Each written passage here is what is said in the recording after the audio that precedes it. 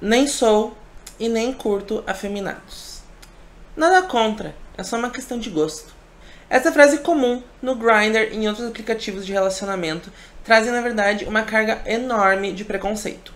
Em um simples comentário como esse, a gente tem indícios de machismo e de misoginia. Uma repulsa pelo feminino que afeta não só as mulheres, como também os homens afeminados, sejam eles LGBTs ou não. E acaba afetando não apenas o campo dos relacionamentos desses homens, como também a inclusão deles dentro da comunidade LGBTQIA+. E são sempre tidos como inferiores e não merecedores de respeito, dignidade e amor. Oi meus horrores, sejam muito bem-vindos ao canal Gay Popper, cultura pop e geek sob um olhar colorido. Eu sou o Duda e hoje eu estou auge da afeminadagem, tentando entender como é a vida dos afeminados dentro desses aplicativos e trazendo não só a minha experiência, como inclusive artigos científicos falando sobre isso e por que isso é um tema extremamente importante dentro da nossa comunidade. Então, meu objetivo não é apenas estar contando os meus relatos, minhas vivências, minhas experiências, como também estar denunciando a afeminofobia presente na comunidade gay especificamente, E como que os homens gays odeiam homens que pareçam gays. Então eu irei compartilhar as minhas experiências todas fracassadas, que não teve nenhum sucesso, nesses aplicativos e como essas experiências impactaram a minha vida, na minha autoestima e nos meus relacionamentos, tanto de namoros quanto de amizades. Como eu falei, eu vou também estar trazendo artigos científicos que vão estar justamente pesquisando e relatando com análises sobre a discriminação de expressões de gênero diferentes nos aplicativos e como se comporta então esse termo conhecido como afeminofobia, que é um derivado da misoginia. Ou seja, sim, gays afeminados são odiados pelos homens gays como se fossem homens héteros odiando mulheres. Embora os homens héteros também odeiam as gays afeminadas, Então, pra começar, eu comecei a usar o Grindr em 2016, quando eu tinha completado 18 anos. E eu fui usando de vez em quando, e parando, e voltando pra ele, em diversas vezes durante esses anos. Mas em todas essas vezes que eu usei o aplicativo e outros, como Hornet, Scruff e o próprio Tinder, eu no total só consegui ter um total de 3 experiências vividas, Ou seja, experiências que saíram do aplicativo e foram para o real. Nenhuma delas envolveu relacionamentos e muito menos sexo. A minha primeira experiência foi justamente aos 18 anos, quando eu estava atrás de perder meu BV, Porque até pouco antes de completar 18 anos, eu ainda era BV, Nunca havia beijado alguém. E eu já estava na faculdade, Já estava longe da casa dos meus pais, então eu estava atrás, de alguém pra tirar esse lacre da minha boca. Mas daí nunca ninguém conseguiu tirar o lacre, Até hoje sigo lacrando. Mas mesmo estando em Porto Alegre, na capital, foi só quando eu voltei pra Ijuí, durante as férias, que eu conheci um rapaz pelo Grindr. Então a gente acabou saindo e nisso eu perdi uma BV. E até teve umas coisinhas a mais, Mas isso fica pra outro dia, outro assunto, abafa. Mas então essa foi a primeira experiência, Então pelo Grindr eu consegui conhecer um cara com quem eu tive meu primeiro beijo, Depois disso a gente não se viu mais. Ele também estava estudando em Santa Maria e eu estudava em Porto Alegre, Então nem tinha mais como manter contato. Mas em Porto Alegre eu tive então também a oportunidade de fazer amizade pelo Grindr, que foi a minha segunda experiência vivida. Então foi por volta dessa época também que pelo Grindr eu comecei a conversar com um garoto que também era afeminadíssima, que nem eu, maravilhosa. Mas a gente foi conversando, a gente foi desenvolvendo uma amizade, porém eu não tinha criado interesse nele além da amizade. E a gente chegou sim a sair juntos como amigos mais de uma vez, A gente ainda se vê, a gente ainda mantém contato, É difícil a gente se ver, mas é praticamente uma amizade virtual, A gente é amigo virtual que mora na mesma cidade. Amo ela, hoje em dia ela é drag. É drag! Arrasa muito, melhor drag queen de Porto Alegre e digo mais, Shawana, estou falando de você, Se você está assistindo isso, então um beijo, meu amor, Te amo. Tu é só o lacre e tu sabe disso. E a última experiência fora do aplicativo que eu tive graças ao Grindr foi muito recente, faz bem pouco tempo, que foi um grupo de amigos para jogar jogos de tabuleiro e de videogame que se formou pelo Grindr. Então, na verdade, eu comecei a trocar papo com um guri, E daí ele veio com essa ideia de que ele também gostava de jogar. E ele tinha conversado com outros gays que também gostavam de jogar. Então ele falou, vamos fazer um grupo pra jogar, E eu fiquei tipo, juntar vários gays num apartamento pra jogar jogo de tabuleiro, O que pode dar de errado, Eu achava que tinha tudo pra dar errado e no final eu estava certo.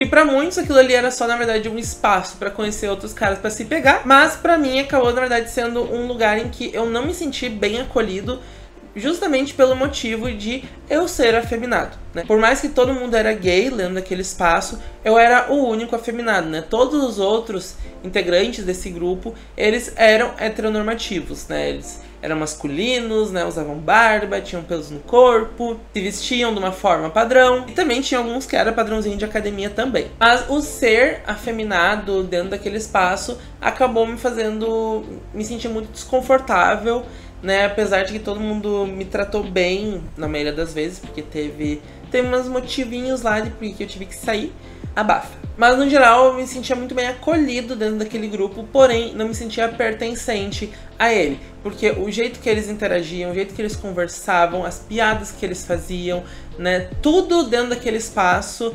gritava que eu não era que nem eles, né? Então eu não me sentia confortável, então eu acabei agradecendo e pedindo pra me retirar, depois de ter ainda sofrido a feminofobia dentro daquele espaço. Na verdade, eu fui vítima de piadas justamente por ser afeminado dentro daquele espaço, então eu acabei me ausentando, né? Não quis mais participar. Então, como vocês podem ver, né? Não teve uma única experiência que eu tirei de aplicativo que envolveu me relacionar com alguém, né? Tipo, não cheguei a conhecer ninguém com o intuito de namorar, de conhecer, ou de mesmo transar. Tem dois fatores das minhas características físicas que contribuíram para que isso tudo acontecesse dessa forma. Só que uma acaba impactando mais do que a outra, que é ser gordo e a outra é ser afeminado. Porém, a gente percebe que ser afeminado acaba tendo um peso muito maior do que ser gordo. Porque ainda assim, existem homens gordos que são masculinos, né? E esses homens gordos masculinos também tendem a ter uma repulsa pelo feminino. Às vezes até mais, justamente por causa da cultura do urso, que é ser um super machão. Então eles ainda querem ainda mais distância de qualquer coisa que seja considerada feminina. Mas a gente sabe que a cadeia do preconceito ela é muito complexa, né? Porque a gente tem gordos que não gostam de afeminados, afeminados que não gostam de gordos, né? Os dois que também podem não gostar de negros e todas as outras combinações possíveis de preconceito, né? Mas na minha vida eu acabei sentindo que ser afeminado acabou tendo um impacto muito maior do que ser gordo. Justamente porque haviam então também homens gordos que também não tinham interesse em se relacionar comigo por eu ser afeminado. E os poucos outros afeminados que eu encontrei, que eu tentei trocar uma ideia, acabou que o papo não se desenrolou. É importante também deixar bem explicado qual que era o meu objetivo dentro do Grindr, né? Eu nunca fui alguém que teve interesse em fazer o sexo pelo sexo, né? Eu nunca quis apenas sair, transar e depois nunca mais ver a pessoa. Não quer dizer que eu não queira transar na primeira noite, né? Mas pra mim é muito importante ter um mínimo de vínculo, né? Conhecer a pessoa, saber o nome dela, quem ela é, né? Criar uma conexão, nem que seja mínima, pra depois ir pra próxima etapa. Então também um dos motivos de eu ter tido muita dificuldade de ter relações dentro do Grindr é justamente que a maioria das pessoas que estão lá, elas querem ir direto pro sexo, né? E eu queria conversar antes, né? Então elas não tinham paciência e simplesmente paravam de responder. Mas não quer dizer que eu não recebia mensagens de nenhum tipo. Eu recebia muitas cantadas sim, também. Só que existia um fator principal, que é assim, o auge de tudo, que assim, eu tive uma séria crise de identidade quando isso começou a acontecer. Foi quando eu me toquei que a grande maioria dos caras que mandavam mensagem pra mim eram na verdade caras héteros. E daí a gente fica tipo, né? Como assim? Por que tem caras héteros dando em cima de mim? E quem usa o Grindr sabe que tem muito cara que é enrustido, que tá dentro do armário, ou caras héteros também, que estão lá dentro, né, no maior sigilo, procurando outros caras que também estão no sigilo para se relacionar, ou procurando travestis e mulheres trans para se relacionar dentro do aplicativo. Deixando bem claro, né, que um homem hétero que se relaciona com uma travesti continua sendo hétero. Daí eu me peguei pensando, né, por que homens héteros que tem na descrição que eles estão atrás de pessoas trans estão dando em cima de mim? Foi aí então que eu me toquei do maior choque de todos, é que eles achavam que eu também era travesti. Dentro do Grindr, eu era considerada uma mulher. Isso não só por esses homens héteros que davam em cima de mim por me considerar uma mulher trans ou uma travesti, mas também pelos outros caras que eram gays ou bissexuais que não me chamavam ou que me ignoravam pelo fato de que eles não me enxergavam como um homem para se relacionar, né? Eu era muito feminino para me relacionar com eles. Inclusive, teve um caso bem marcante de um cara com quem eu conversei por um tempo no Grindr, né? Que a conversa até tava legalzinha, até que ele soltou que ele era hétero, ele se relacionava com mulheres e com homens afeminados. Ele nem sequer se considerava bi, porque pra ele um homem afeminado era igual a uma mulher. E a partir disso, foi possível começar a entender os limites do conceito que a gente chama de heterossexualidade hegemônica, né, que é todas as principais características que são consideradas como um padrão a ser mantido, né, que é o padrão heterossexual. Então, é ser heteronormativo, é ser branco, é ser másculo, é ser viril, em alguns casos é ser cristão também. A gente percebe que dentro desses limites extremamente restritos não precisa de muito para ser considerado afeminado. Qualquer coisa que desvie minimamente dos padrões da masculinidade hegemônica, né, um oi mais educado, mais delicado, uma foto, um rosto que não demonstra aquela extrema virilidade, já é descartado e considerado como feminino. Inclusive, vou deixar aqui na descrição um vídeo do canal Gay Nerd que discute a possível falta de ativos no mercado. Ou seja, não tem homens ativos o suficiente para todos os gays.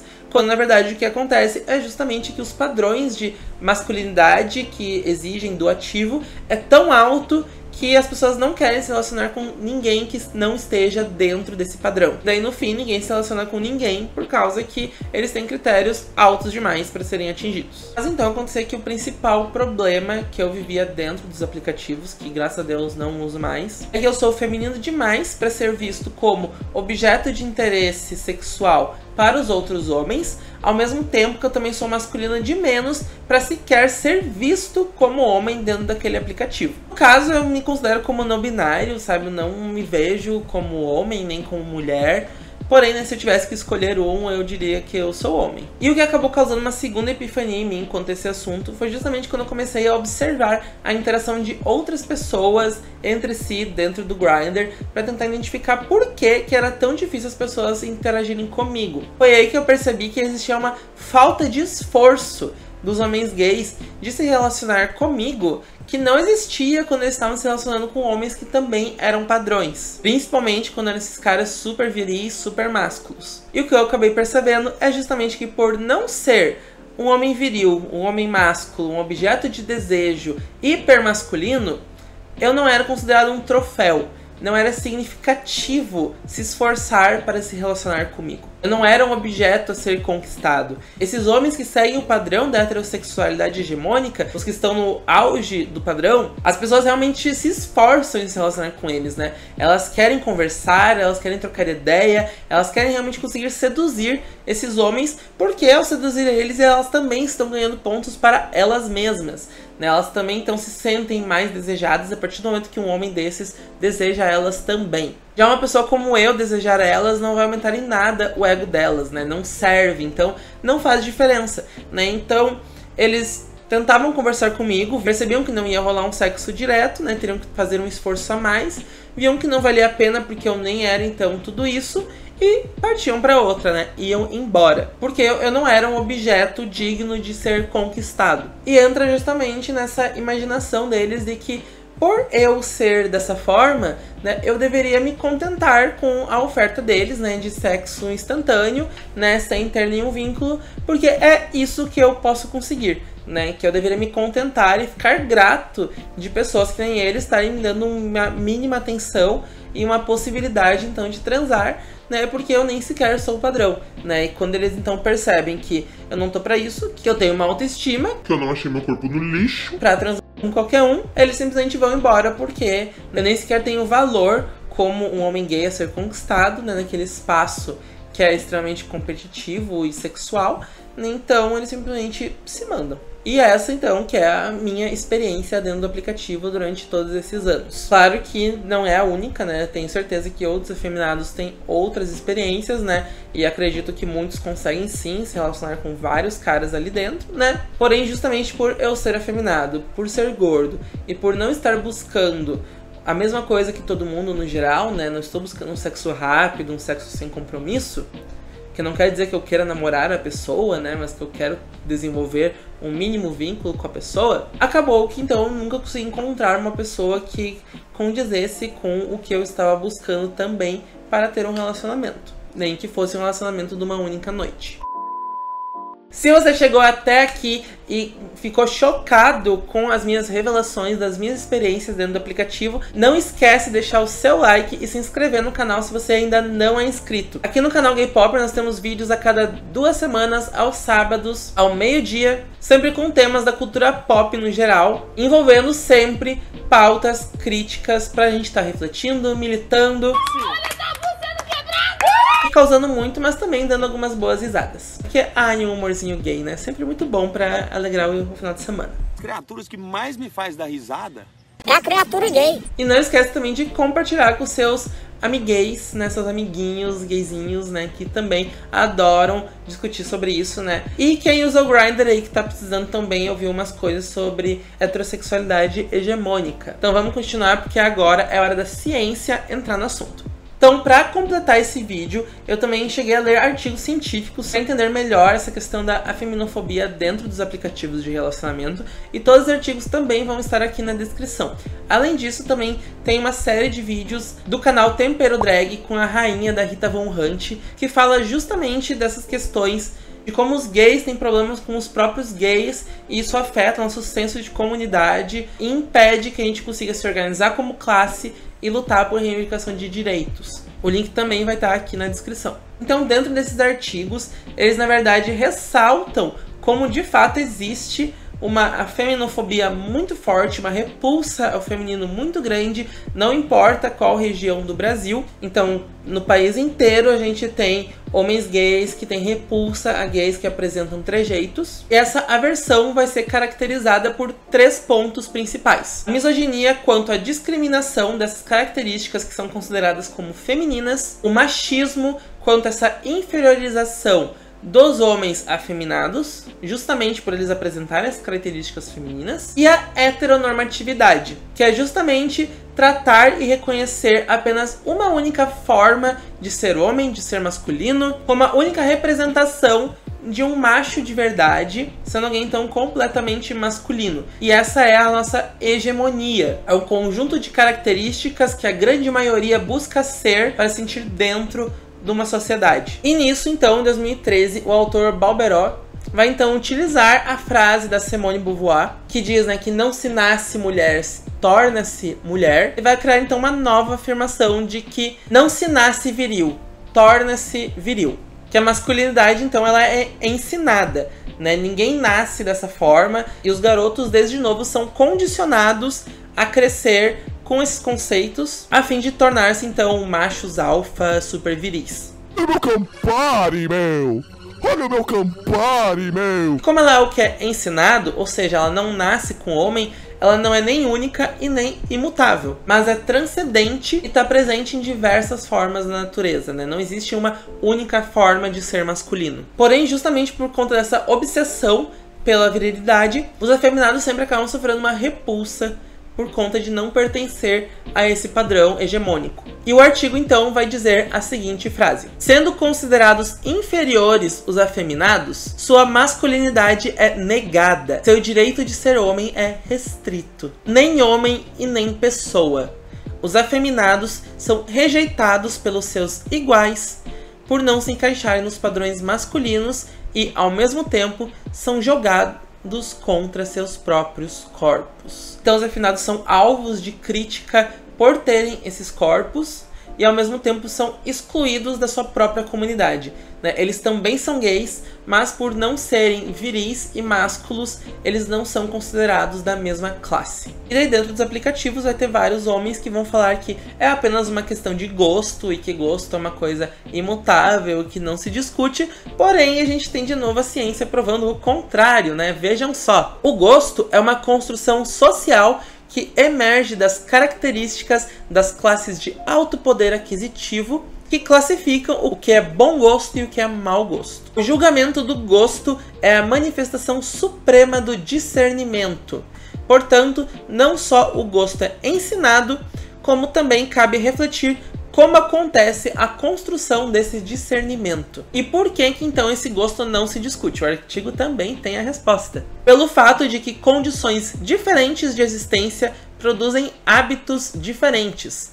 O hábito seria então a construção social que abrange os círculos dentro e fora do seio familiar. Como o autor dessa referência vai propor, é uma estrutura que ensina o que deve ser gostado sem questionar o porquê desse gosto, sem questionar a sua origem. E o discernimento do que é bom gosto e o que é mau gosto é definido justamente então pela classe mais alta, pela classe dominante. Pelos ricos, pelos brancos, pelos homens masculinos. E essa divisão incita as baixas classes a seguirem o gosto inquestionável para se adequarem ao perfil esperado na coletividade, né? Então a classe alta define que o padrão hegemônico é ser branco, musculoso, viril, e todos os homens inferiores que não se adequam a esse status vão buscar, perseguir ser dessa forma o mais próximo possível. E vão então justamente repudiar quem não se encaixa nele, justamente para se sentirem superiores. É que nem a classe média que odeia pobre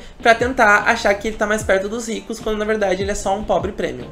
Vou me segurar, eu não quero chorar. Então, dentro dessa estrutura social, os afeminados acabam sofrendo de 3 grandes coisas: a violação, a privação de direitos e a degradação. A violação, como forma de desprezar as características femininas por meio de ofensas que os afeminados observam nas bios ou recebem nos chats dos aplicativos, né? Justamente essa coisa de não gosto de afeminados, não sou e nem curto afeminados, é apenas questão de gosto, se você não for macho, nem me chame. Esse tipo de coisa que todo mundo que usa o aplicativo sabe que acontece. Já na linha de privação de direitos, os afeminados então têm seus corpos e seus trejeitos entendidos como não atraentes, dessa forma negando o direito de participação na plataforma.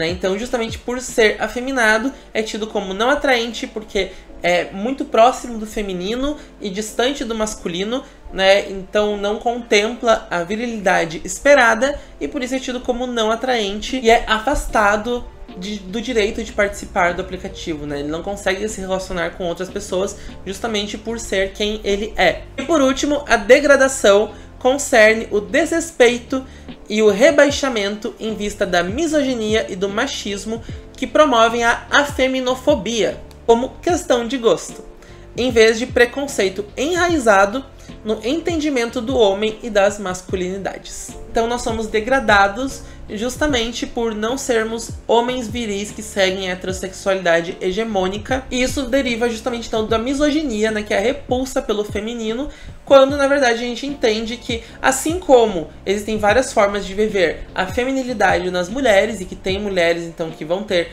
características que as pessoas consideram mais masculinas, mesmo que elas sejam héteros ou LGBT, os homens, tanto LGBT quanto héteros, também têm na verdade várias formas de viver a sua masculinidade, né? Podendo ser então mais masculino, como também mais afeminado. Isso continua sendo homem. Inclusive, atualmente é possível perceber justamente que os gays estão querendo ser cada vez mais masculinos, chegando num ponto que nós chamamos hoje já de hipermasculinidade, né? Porque eles querem ser o mais macho possível, né? Antigamente, o popular era justamente ser musculoso e depilado, né? Que era considerado as Barbies. Mas hoje em dia cresce cada vez mais a quantidade de homens que não tiram mais os pelos, né? Que deixam a barba crescer e tudo mais. Inclusive, nos meios que eu circulo, quando eu encontro um homem que se veste de uma forma mais estilosa e não tem barba, 99% das vezes esse cara na verdade é hétero. Porque hoje em dia os homens héteros entenderam que não é ter pelos ou agir de tal forma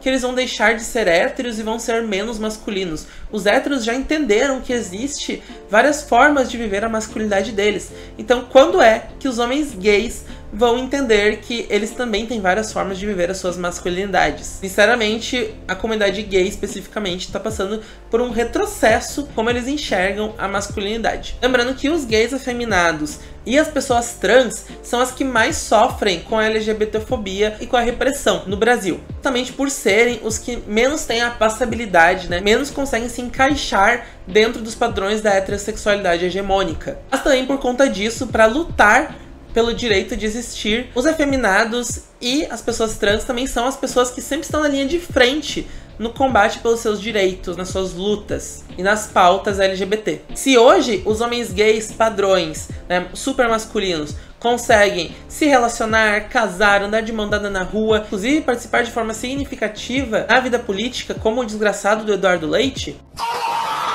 pode desfrutar de uma aceitação da sociedade quanto a ser gay, é porque teve muitos afeminados e muitas pessoas trans que morreram lutando pelo seu direito de existir. Eles lutaram, eles morreram, e quem ganhou os privilégios da aceitação foram os gays heteronormativos que ficam escondidos ao invés de estar lutando. Que a gente sabe sim que a maior parte dos gays heteronormativos que vêm com esse papo de querem macho com macho, de que não gostam de efeminados, não estão nem sequer fora do armário, né? Eles são enrustidos, devem estar casados com uma mulher enquanto traem ela e nunca nem sequer vão assumir a público que são gays. E se algum dia, porventura, eles assumirem, é eles que vão receber aceitação e respeito das pessoas que nos repreendem. Enquanto essa validação e aceitação ainda não chegou nas pessoas afeminadas e nas pessoas trans. E sim, só para os gays, então, que seguem a hegemonia social. Então, gays, vamos, galera, mulheres, vamos lutar cada vez mais por um mundo que desconstrua cada vez mais o que significa ser masculino, o que significa ser feminino, o que significa ser homem. Mudar totalmente essa visão e que seja um espaço que aceite cada vez mais as diferentes expressões de gênero. Porque todas as formas de se expressar são válidas e são importantes. Então, morro nos heteronormativos. Vai fora. Se tu é heteronormativo e vai discordar na sua casa, tá? Aqui nos comentários eu só quero ouvir a opinião de quem comigo, né? Então, se você é afeminada, se você é fora do padrão, se é repreendida pela hegemonia social, deixa aqui nos seus comentários como que foi as suas experiências nos aplicativos de relacionamento, que dificuldades você passou, se você se sentiu excluída em algum momento, né? Me conta, né? Vamos se apoiar, vamos criar uma rede, então, né? Poder das afeminadas, né? Bora lá. Me sigam nas minhas redes sociais, eu sou @dudinha_mágico em todas elas. Um beijinho mágico. E as passivas reinam, reinam, as passivas reinam, reinam, as passivas reinam, dançando single ladies, fazendo cara de Beyoncé.